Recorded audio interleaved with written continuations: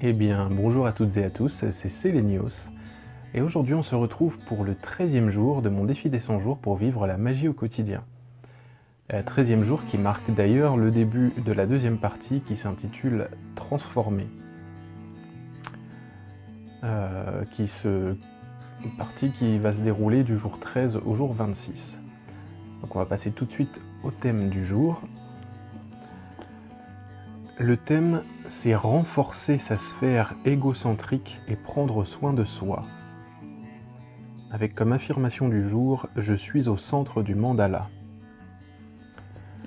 Alors le terme égocentrique peut paraître étonnant,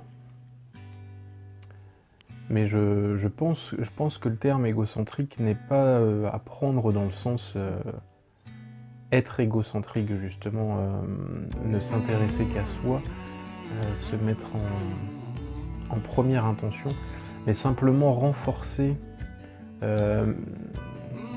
Encore je sais pas, enfin, le terme me dérange un peu, parce que renforcer son ego, c'est pas quelque chose finalement de bon. Par contre, si on le prend dans le sens prendre du temps pour soi, se mettre au cœur de nos activités, de nos pratiques, et ne pas penser, penser à notre bien-être finalement, puisque en tout cas d'expérience, et je pense que beaucoup de personnes qui parcourent ce chemin du développement personnel et de la spiritualité depuis quelque temps seront d'accord sur le fait que c'est en prenant soin de soi, c'est en apprenant à s'aimer qu'on peut prendre au mieux soin des autres et apprendre à aimer les autres. Tout comme lorsqu'on dit qu'en jugeant les autres, en faisant du mal aux autres, on se fait également du mal à soi-même. Tout est interrelié, et c'est vrai qu'il faut parfois prendre du temps pour soi, se poser, finalement être la personne la plus importante de notre vie, puisque c'est comme ça. Je me suis rendu compte récemment que j'avais une émotion, quelque chose à libérer qui date de ma petite enfance. C'est cette peur de l'abandon, d'être seul, de ne pas être aimé, d'être rejeté, lié à plusieurs événements, hein, aussi bien puisqu'il y a une période de ma jeunesse où mes parents étaient un peu absents, lié à un deuil difficile qu'ils avaient à faire, puisque moi je m'en rappelle pas réellement, enfin j'ai pas d'image en tête, si ce n'est le manque de cette personne finalement. Et puis le rejet aussi de mes camarades de classe, puisque comme je vous l'ai expliqué, j'étais très longtemps, très bon élève. En tout cas avec les meilleurs résultats de ma classe, et considéré comme faisant partie ce qu'on appelait pas très gentiment les intellos, alors que j'étais un enfant très dynamique et très joueur. Mais voilà, les enfants sont parfois cruels entre eux, et tout ça fait que je me suis rendu compte que si aujourd'hui je venais à me retrouver vraiment seul, j'en souffrirais énormément. Aussi bien seul, après on n'est jamais réellement seul finalement, mais il y a toujours cette peur de se retrouver célibataire, de perdre des proches, de la famille, des amis, etc., etc. Après, la solitude fait du bien, on a besoin de moments de silence. Donc c'est important de prendre soin de soi et de s'aimer, puisque finalement, on est tous interdépendants, mais il faut être capable de se suffire à soi-même. Je pense que c'est comme ça que j'aborderai le thème, en tout cas aujourd'hui.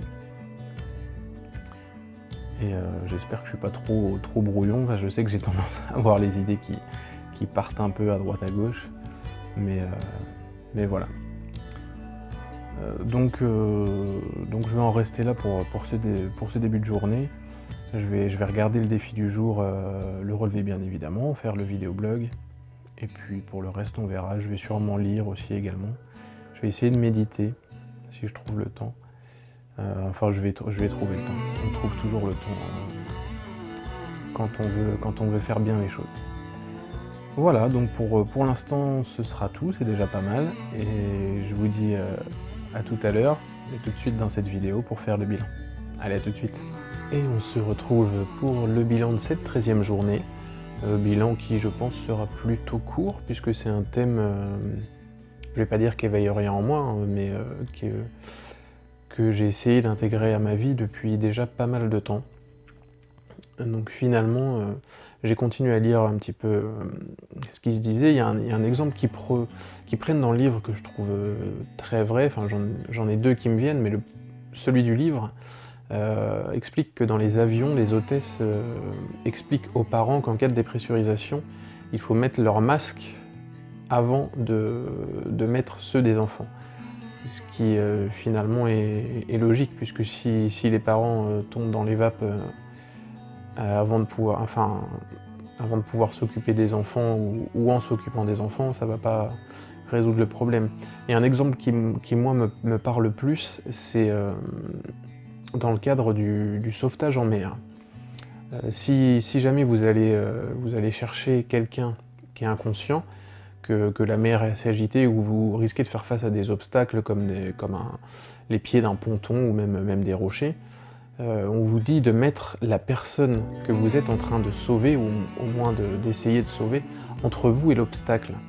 Et ce qui est logique finalement, puisque si vous cherchez à faire tampon, alors évidemment c'est plus facile à dire qu'à faire, hein, puisque on se dit que si on sert de l'autre pour amortir le choc, déjà qu'il n'est pas en bon état, est-ce que c'est cool? Mais en y réfléchissant bien, si c'est vous qui servez à amortir le choc et que vous vous évanouissez aussi, au final on sort avec 2 personnes noyées si personne a eu le temps d'intervenir avant. Donc voilà, c'est comme tout ce qui est premier secours, etc. On dit toujours de sécuriser avant de porter secours pour éviter le suraccident. Donc ça c'est l'exemple concret, on va dire, et puis assez extrême, puisque sans aller jusque là, ne serait-ce que, bon, si vous êtes thérapeute, forcément ça a un rôle très important, mais dans votre vie de tous les jours, si vous voulez aider quelqu'un qui va pas bien, si vous voulez donner des conseils à quelqu'un qui vous en demande, hein, bien évidemment, si vous, avant tout, vous prenez pas soin de vous acceptez pas tel que vous êtes, vous prenez pas du temps pour vous, finalement, quelle image vous allez reproduire, qu'est-ce que vous allez transmettre à ces personnes qui vous entourent? Et là, on parle simplement de proches. C'est compliqué quand on n'est pas bien dans sa peau, quand on fait pas fonctionner cet égocentrisme. Donc comme je le disais, et ils le disent bien également dans le livre, il ne s'agit pas d'égoïsme. S'occuper de soi, ce n'est pas de l'égoïsme. Être bien, s'aimer, s'accepter, fait que vous êtes beaucoup plus rayonnant et peut-être, enfin c'est même pas peut-être, c'est sûr, vous êtes beaucoup plus disponible pour les autres.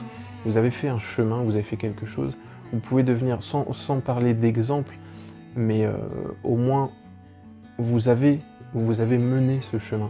Vous savez ce que c'est, vous savez de quoi vous parlez. C'est comme si vous étiez maître de yoga et que vous pratiquez en zénitude, enfin maître, on va dire professeur de yoga, et que pendant vos cours vous êtes zen, vous apprenez à respirer, vous faites les exercices, etc. Puis qu'arrivé à la maison, vous pétiez un câble toutes les 5 minutes pour rien. Et j'ai entendu ce type d'exemple, c'est pour ça que je le cite.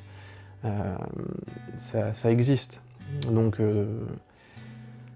voilà, en tout cas rien de neuf de mon côté,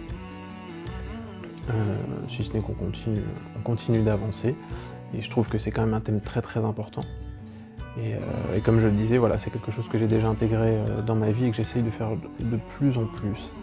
Prendre du temps, voilà, si parfois, ça veut pas dire je vais pas piétiner les autres ou me faire passer avant les autres, ça c'est quelque chose de complètement différent. Mais parfois savoir refuser, je sais pas moi, une soirée, c'est pas parce qu'on n'a pas envie de s'amuser, c'est pas parce qu'on n'a pas envie de voir les gens, mais parfois on a besoin d'être un peu seul, un peu tranquille, se lire un livre, quelque chose, ou tout simplement méditer, enfin peu importe. Mais voilà, c'est très important de savoir se préserver, d'avoir écouté son cœur, ses envies, son énergie. C'était un des thèmes précédents. Mais voilà, il n'y a pas grand-chose de plus à dire pour ma part. Donc je vais vous laisser sur ça. Je vous souhaite le meilleur et je vous embrasse et je vous dis à demain pour le 14e jour. Allez, bye!